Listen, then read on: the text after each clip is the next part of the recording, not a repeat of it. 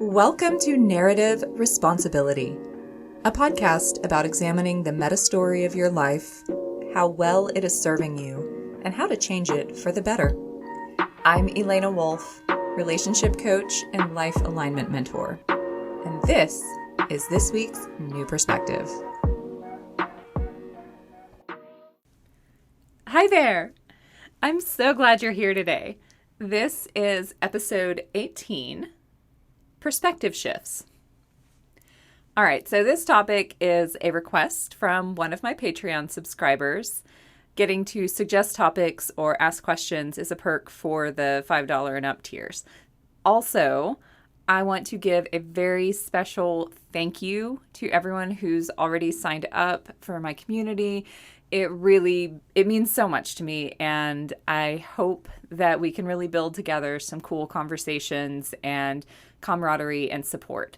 So I just wanted to give a shout out to everybody who is going to be in my OG adventure party. And if you're not able to do that right now for any reason, you can always support this podcast, support my work by sharing episodes on your social media or to specific people in your life that you think might benefit. You can leave a rating and review, yada, yada. All right. So the specific topic requested was about perspective shifts, which kind of came up last week in the topic of not believing in shoulds, but rather taking reality for what it is. And this was actually a huge perspective shift for this particular listener, who's also a friend. So we were able to have some in-depth conversations about this. And really part of what they were wondering is, how can you have more perspective shifts? They seem like an uncontrollable phenomenon, like lightning in a bottle. Is there any way to increase the chances for a positive shift? I think that's a really awesome topic to talk about, and something I'm excited about, because basically one of my favorite things to do in the whole wide world is to drop some new information on someone and watch them absorb it and then say, wow, I've never thought of it like that before.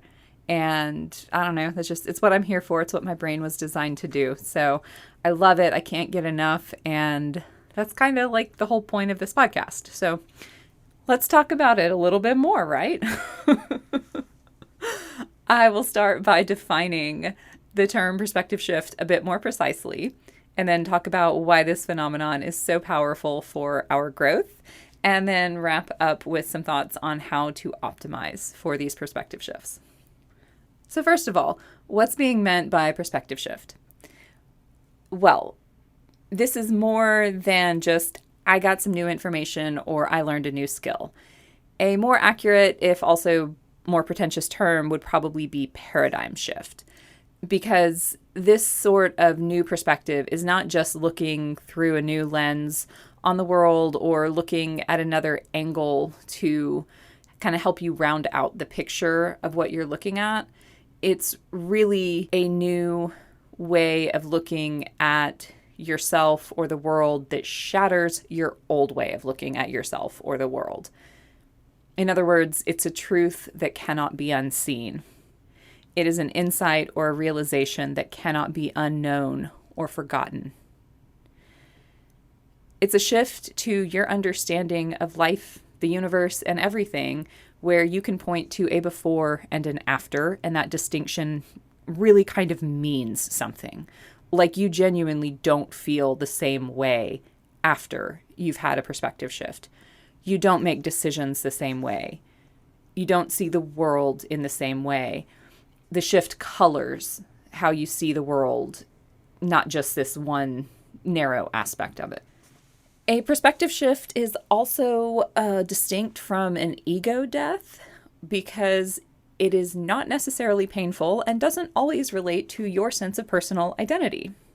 So it's kind of in the neighborhood of an ego death in terms of the scope, but it's not necessarily about you so much as the world around you and your relationship to that world. Side quest, I don't think I've talked about ego deaths a lot. So let me just cover that term really quickly too, in case it's new to you. Basically, an ego death is where you lose a big identity piece and you kind of feel lost and like you don't know who you are for a while afterward. They can be really painful, especially if you have been resisting changes or if an ego death is forcing you to look at truths about yourself that you have been resisting and not wanting to see. And that type of change is called an ego death specifically because it is the end of one version of you, like one identity version. And our inner defenses, our egoic structure, can resist that kind of change as if it were an actual death. So, yeah, that's in a nutshell what ego death as a term refers to. And I think it's clear why I'm kind of differentiating paradigm shift or perspective shift from ego death, because while there are ripple effects that hit more subjects and areas of life than the one the shift was directly about, it's not necessarily in a bad, painful ripping away of something that you valued or were trying to hold on to kind of way. So let me give you an example from my personal life about a big perspective shift that I had that was life-changing. And that was learning about the MBTI, the Myers-Briggs type instrument, and or Jungian personality types, which they're related. It's kind of not exactly the same thing, but close enough that we can use them interchangeably today. So I had spent my whole life being told that I was weird and scary smart and kind of like, wow, you're crazy analytical. And I could extrapolate things from patterns that I saw, and somehow that felt wrong to other people that I could make such accurate guesses or predictions based on what to them seemed like not enough evidence or not enough experience, maybe. And the messaging was not always negative. Like sometimes it was overtly complimentary, like, wow, you're so smart, or that's amazing. I've never met anyone who thinks like you before. And it still made me feel like there was something off or wrong or weird about me. Like maybe I wasn't really human. I wasn't normal. Certainly I was not what other people expected and probably not what other people wanted. And that was a really painful narrative to have about myself, a painful lens with which to look at myself and my relationship to the world and other people. And I carried that lens for 30 years. When I truly understood type, which was maybe like 10, 12 years after I was introduced to it, all of that changed. Because the type framework on a deeper level, rather than the very kind of superficial one paragraph profiles level, gave me language to explain how I was showing up. And it gave me examples of other people who were like me. And it gave me proof that I fit well within the bounds of the expected human trait spectrum. I was just sitting at a statistically rare edge. And that was a huge perspective shift for me. It was so powerful because it told me I was normal. And that just laid to rest a whole bunch of fears and self-judgments. Like it literally took my whole I'm broken narrative away from me. And this was not a bad thing. I was happy to lose it. It gave me permission to stop trying to operate as another personality type and operate as my type. I could work more effectively. I could find flow. I could find more joy. I could embrace my actual needs instead of basically working against all of those things because I was trying to show up in a way that was normal to my old narrative, basically normal to another type than my own. And it gave me a way to explain myself to other people that they could actually understand. So I could rest into what I am for the first time. Oh, like I'm not an alien. I'm just an INTJ. Huge perspective shift for me when I found type. And I think that illustrates what I mean by perspective shift being more than just knowledge or just skill development or, a growth in one area. It's a change to how you see the world, and it forces a whole bunch of other narratives to shift with it. Often, our narratives are either linked to other narratives or they're built on top of other narratives. And if you remove one that's either, an integral part of that belief structure, whether it's a foundation or if they're just all sort of supporting each other, and if you pull one out like a house of cards, the whole thing falls down, then, it's not just the one change, it's a whole bunch of changes. So in this case, that narrative I had that I was outside the bounds of normal, therefore I had something wrong about me and something about myself that I needed to fix in order to gain the benefits of being normal. Take away that too narrow definition of normal, and suddenly there wasn't anything wrong with me and nothing that I needed to change about myself other than maybe some actions I was taking. So the beliefs about how I needed to show up at work and in relationships, like those collapsed because the foundation they were built on, which was that too narrow definition of normal, had been removed. Perspective shift. Total paradigm shift.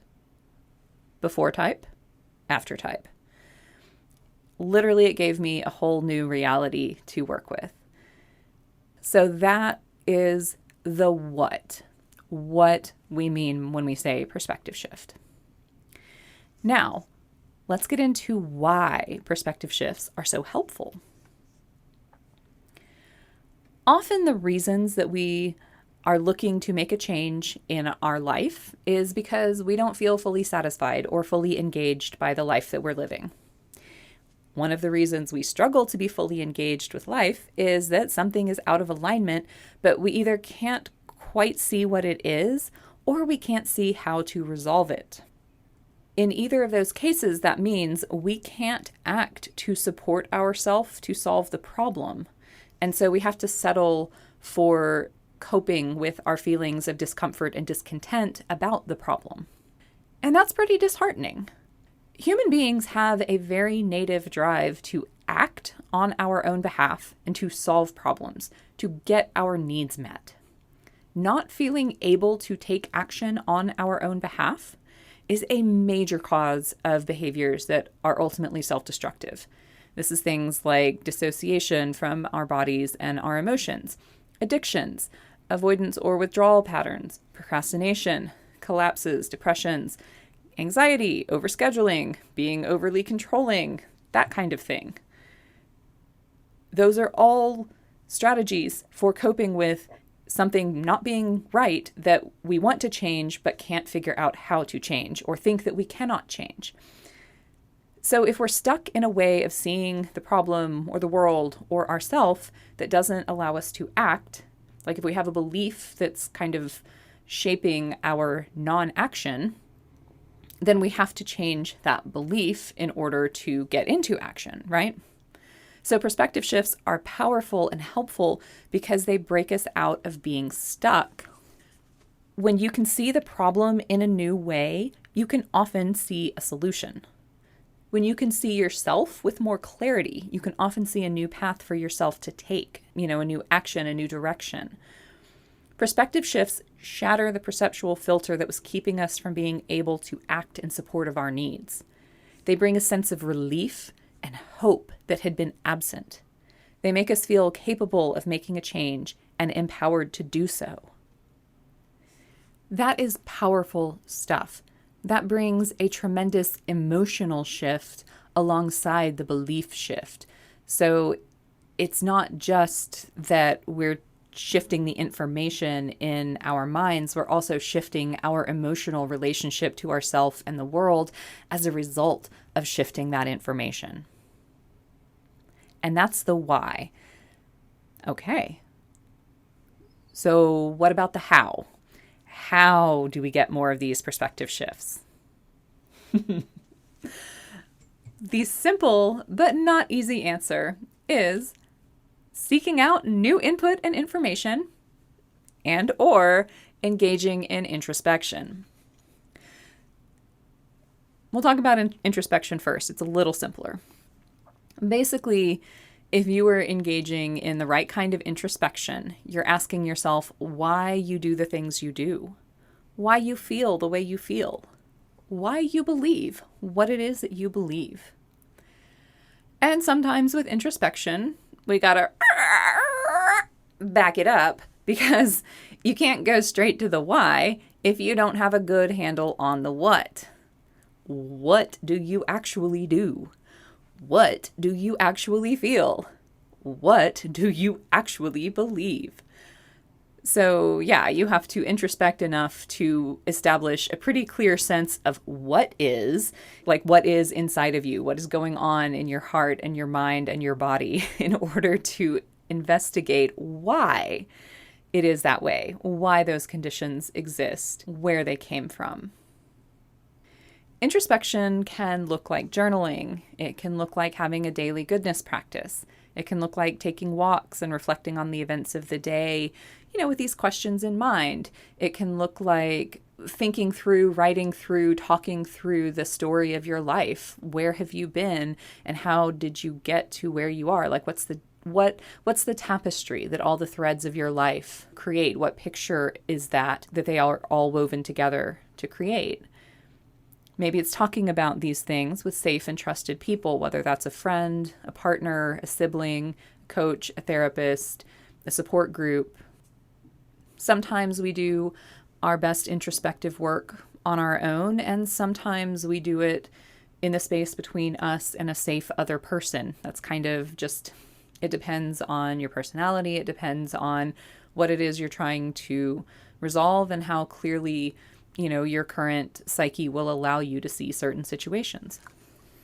So what about the new input that we're trying to pull in order to sort of catalyze changes in how we see the world?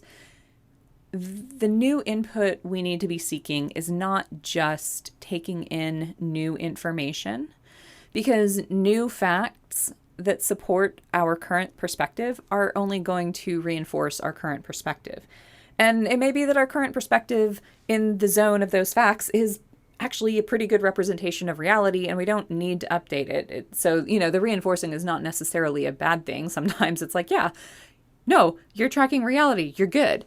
But other times, it can be supporting a cognitive bias where we really want to believe something and our brain kind of focuses on the information that reinforces it and filters out or rejects or invalidates any information that might contradict it. This is kind of like the social media echo chamber effect, where, if you have a certain stance and you only engage in spaces where everybody has that same stance, you just see it repeated and you come to believe that everybody in the world has that because you see it so often in the spaces that you have chosen that deliberately reinforce that stance or belief.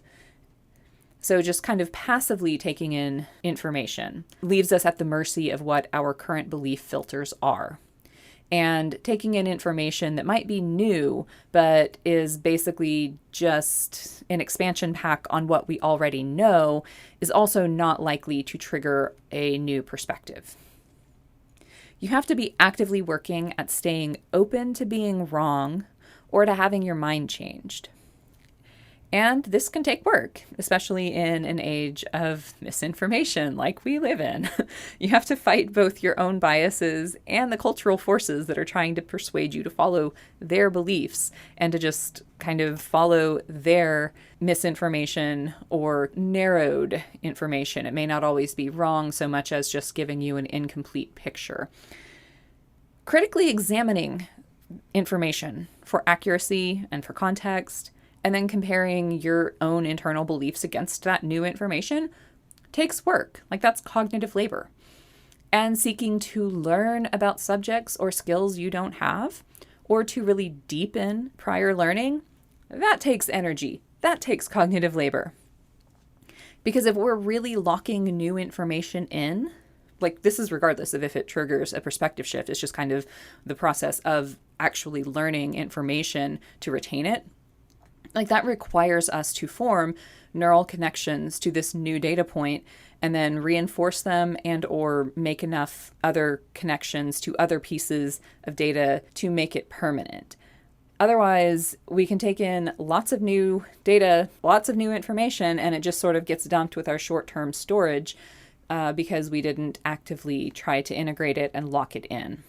All right, so all those caveats about how to learn and how to vet information and the fact that this is going to take like mental labor to do aside, what kinds of new information should you actually be looking for to increase your odds of a perspective shift? Honestly, it is novel information. That means either information that is new to everybody, like it's, on the cutting edge of research, or somebody's new book that comes out that kind of redefines a subject or explains something in a new way that nobody's seen before, or it's new to you because you have not studied that subject either at all or maybe in any depth. One of, I think, the quickest ways to trigger a perspective shift is to do cross-contextual comparisons, basically to look at and engage pretty deeply with a new subject and then compare the processes and information in that subject to a subject you already know. Often you're going to find surprising insights, connections, solutions. Here's a small example. This is not a perspective shift, really. It's more just the novel insights that can come when you are doing two different subjects side by side and kind of giving that comparison. I am a cosplayer, and one of the things that sometimes you have to be able to do to have an effective, cool cosplay is makeup. And despite being female and raised in the South, I really did not get a lot of training in how to do the makeup. So I used to struggle a lot with specifically eye makeup.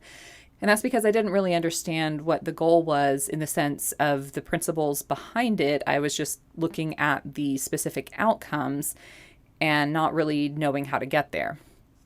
One day I was painting, and it was a picture of a face. And I realized that actually all makeup is trying to do is use the same shadowing and highlighting effects that you use in visual art to make a flat picture look three-dimensional. And it was not, in fact, a different process from what I already knew how to do. It was just different tools. And this was a huge game changer for me. I mean, I think I 10x'd my makeup skills just with that insight. And again, it was because I could stop focusing on the specific products and instead look at the principle and how to apply it. So again, it's a small example, but I think it can give you the right idea of how working with two different contexts in mind can provide insight and give you an idea or a solution that you wouldn't have found if you were only looking at one. And so if you're trying to give yourself paradigm shifts to find this whole new way of looking at the world that's going to be powerful and emotionally affecting, what you're looking for is good information that you can trust, information that is new to you, and information that you are actively engaging with. I want to emphasize the part about active engagement with the new ideas, because remember, the other side of a perspective shift is that it comes with a lot of emotion behind it. And if you aren't really engaging with the new information, then you're not going to feel a whole lot about it. Like if you're just kind of taking it in, absorbing it quickly, trying to move on to the next new thing and the next new thing and the next new thing, how are you supposed to feel when your brain is excited about something or resistant maybe to an idea? How do you feel if you're getting a sense of relief or hope or inspiration or anything else about a piece of information if you're not taking the time to engage with it in a real way, in a meaningful way? So to sum up, if you want to have big shifts, you have to stay open, get curious, deliberately engage with new learning, and introspect about what you do and what you feel and why.